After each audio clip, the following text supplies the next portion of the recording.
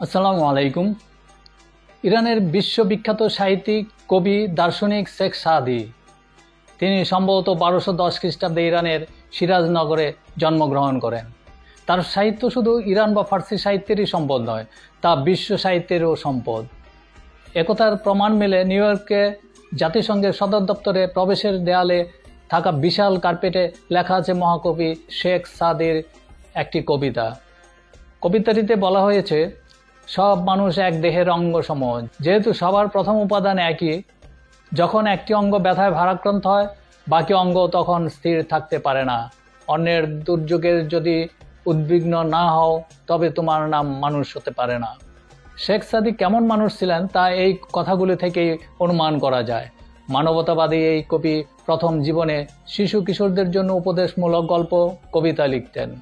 কিভাবে সততার পুরস্কার পাওয়া যায়, কিভাবে বিনয়ী হওয়া যায় এবং ন্যায় অন্যায়ের বিবেচনা করতে হয়, অর্থাৎ মানুষের সামগ্রিক বিকাশকে লক্ষ্য রেখেই তিনি গল্প কবিতা রচনা করতেন।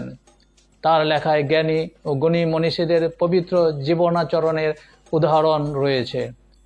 আরবি কবিতা ও প্রবাদ বাক্য ছাড়াও তার লেখায় যথেষ্ট পরিমাণ পবিত্র কোরআন হাদিসের উদ্ধৃতি লক্ষ্য করার মতো। শেখ সাদি রচিত মোট গ্রন্থের মধ্যে গুলিস্তা ও বোস্তা নামক গ্রন্থ দুটি অন্যতম। গ্রন্থ দুটি বহু ভাষায় অনুদিত হয়ে ব্যাপক জনপ্রিয়তা পেয়েছে। গদ্য ও পদ্য মিশ্রিত এই গ্রন্থ এখনও অমর হয়ে আছে বিশ্ব সাহিত্য ভাণ্ডারে। দ্য গার্ডিয়ান অনুসারে তার রচিত বোস্তা বইটি সর্বকালের সেরা 100 বইয়ের মাঝে স্থান পেয়েছে। আসুন আমরা তার রচিত গল্প থেকে শিক্ষামূলক ও মজার কয়েকটি গল্প শুনি। 1 নম্বর, উপকারী মিথ্যা। কোন এক বাদশাহ এক অপরাধী কয়েদিকে হত্যা করার হুকুম দিলেন। মৃত্যু নিশ্চিত জেনে বেচারা কয়েদি বাদশাকে গালি দিতে শুরু করলো এবং অশ্লীল ভাষা যাচ্ছে তাই বকতে লাগলো।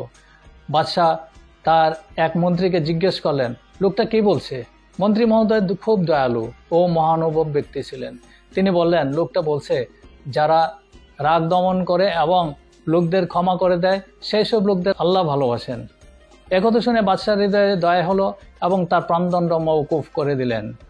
এমন সময় হিংসুটে অপর এক মন্ত্রী প্রতিবাদ করে বললেন, আমাদের মতো উচ্চপদস্থ রাজকর্মচারীদের পক্ষে রাজদরবারে দাঁড়িয়ে সত্য বই মিথ্যা বলা ঠিক নয়। অপরাধী লোকটি বাদশাহ নামদারকে গালি দিচ্ছে এবং এমন সব অকথ্য ভাষা বলছে যা কাউকে বলা যায় না।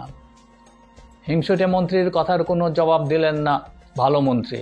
বাদশাহ তার কথায় কান দিলেন না, বরং বিরক্ত হয়ে বললেন, যে সত্য কথা তুমি বলছো তার চেয়ে ওর মিথ্যা আমার কাছে বেশি ভালো মনে হয়েছে। কেননা ওর উদ্দেশ্য মহৎ, অর্থাৎ একটা মূল্যবান জীবন রক্ষা করে তাকে সংশোধনের সুযোগ দেওয়া, আর তোমার সত্য কথায় দুটি মানুষের ক্ষতি হতে পারে। শেখ সাদির গল্প থেকে আমরা জানতে পারি যে অশান্তি সৃষ্টিকারী সত্য কথার চেয়ে শান্তিকামী মিথ্যা অনেক ভালো। 2 নম্বর, পোশাকের খাদ্য। এটি তার জীবনের একটি সত্যি ঘটনা। শেখ সাদি একবার বাদশার দাওয়াতে যাচ্ছিলেন। মাঝপথে রাত হলে একবারের ছোট্ট এক ঘরে আশ্রয় পেলেন তিনি। বাড়ির পক্ষ থেকে সামান্য কিছু খাবারও জুটল। পরের দিন শেখ সাদি বিদায় নিলেন। শেখ সাদিকে পেয়ে বাদশাহ অনেক খুশি। সেজন্য বিদায় বেলায় কবিকে বাদশাহ বেশ দামি উপহার ও একটি জাঁকজমকপূর্ণ পোশাক দিলেন। শেখ সাদি সেই পোশাক পরে উপহার নিয়ে বিদায় নিলেন। ফেরার পথে সেই একই বাড়িতে আবার রাত্রিকালীন আশ্রয় নিলেন। বাড়ির লোকেরা এবার তাকে দেখে সম্মানের সঙ্গে নিজেদের ঘরে ঘুমানোর ব্যবস্থা করে দিলেন। একই সঙ্গে অনেক ধরনের রাতের খাবারের ব্যবস্থাও করলেন। সবার সঙ্গে খেতে বসে শেখ সাদি না খেয়ে সব খাবার পোশাকের পকেটে রাখতে লাগলেন।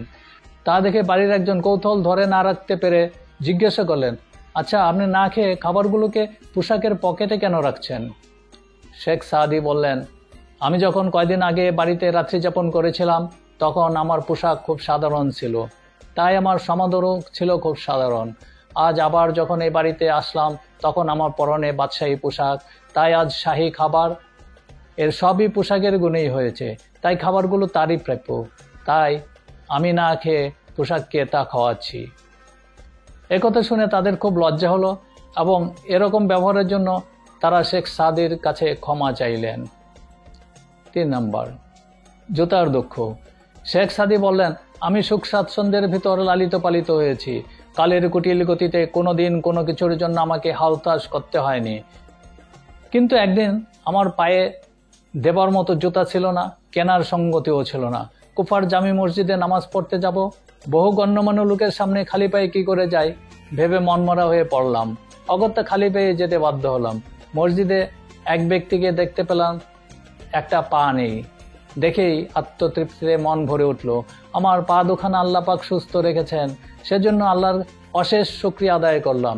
জুতার অভাবের জন্য মনে আর দুঃখ রইল না। আমাদের সবারই উচিত জীবনে কি পাইনি তার হিসাব না করে একজন অন্ধ বা একজন পঙ্গু অথবা একজন ভিক্ষুকের দিকে তাকানো। তাহলেই বুঝতে পারবো যে সর্বশক্তিমান ও পরম দয়াল আল্লাহ আমাদের উপর কি পরিমাণ দয়া করেছেন। 4 নম্বর, সত্যিকার পালোয়ান। একজন পালোয়ান, ইয়া মোটা দশাশয় চেহারা তার, বিশাল বপু, যেমন মোটা তেমনই তাগড়া শরীর। কিন্তু বেচারা খুব মন খারাপ করে বসে আছে রাস্তায়। কেউ একজন তাকে খুব কটু কথা শুনিয়ে গেছে, রীতিমতো অপমান। বলেছে সে নাকি দেখতে হাতির মতো। পালোয়ানের মন খারাপ, বিমর্ষ বদনে সে বসে আছে, ভাবছে এই অপমানের প্রতিশোধ নিতে হবে। সে মোটা, তাতে অন্যের কি আসে যায়। একজন বুদ্ধিমান লোক যাচ্ছিল সেই পথ দিয়ে। গোমরামুখ পালোয়ানকে দেখে সে সামনে এলো এবং বলল, ওহে পালোয়ান, কি হয়েছে? তোমার মন খারাপের কারণ কি? পালোয়ান চুপ করে রইল। সে বলল, কি হে পালোয়ান ভাই? পালোয়ান তখন গালে হাত দিয়ে দুঃখী গলায় বলল, ভাইরে কি আর বলবো, একজন আমাকে খুব অপমান করে গেছে, সেই অপমানের জ্বালায় জ্বলে মরছি। এই না শুনে হো করে হেসে ফেলল বুদ্ধিমান লোকটি।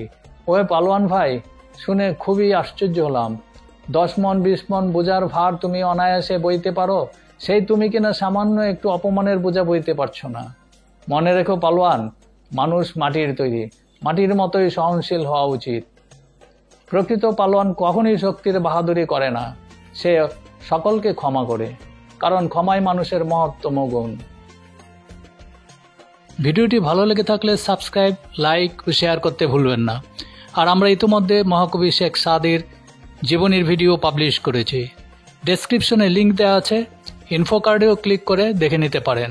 সঙ্গেই থাকুন। ধন্যবাদ।